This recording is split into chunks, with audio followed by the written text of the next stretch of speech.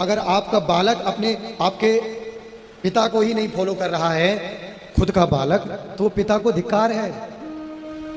ऐसे पिता बनने से क्या मतलब, तुम्हारा बालक ही तुम्हारी बात नहीं मानता। महाजनो ये न था। इसलिए भैया सहनशील बनिए, और आप जिंदगी में श्रवण करने का भाव मात्र रखते हैं, श्रवण भाव मात्र से ही भगवान आपके हृदय में आके अवरुद्धते बैठ जाते हैं। शुश्रूषुभिस्तत्क्षणात्, केवल सुनने मात्र की इच्छा से भगवान क्या करते हैं, अवरुद्धते आके कैद हो जाते हैं। अच्छा, अब कथा सुन के अगर फिर से संसार में भजोगे, परमात्मा फिर मटमैला हो जाएगा। और समय समय से सत्संग रूपी अगर बुहारी लगाते रहोगे तो परमात्मा सदा सर्वदा हृदय मंडल में तुम्हारे दैदीप्यमान होता रहेगा।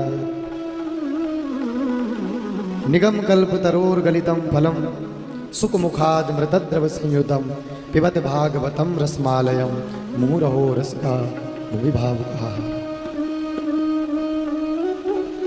निगम कहते हैं वेद को, अगम कहते हैं शास्त्र को।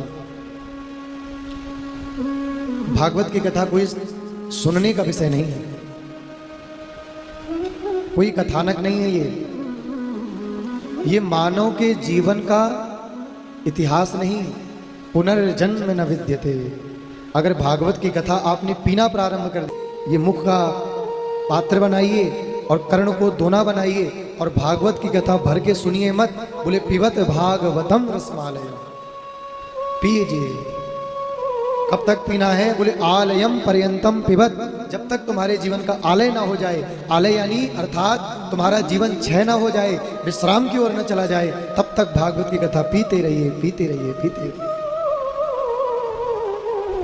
सदा सेव्या श्रीमद् भागवती कथा यस्याः श्रवण मात्रेण हरिश्चित्तम समाश्रयेत्। भगवान की कथा सदा सर्वदा सुनिए, आपको पता ही है। बड़ी बात ये नहीं आपने कितना सुना, बड़ी बात यह भी नहीं आप कितना सुनते हो। बड़ी बात यह है कि सुनने के बाद या सुन करके आपके जीवन में खुद का परिवर्तन कितना हुआ।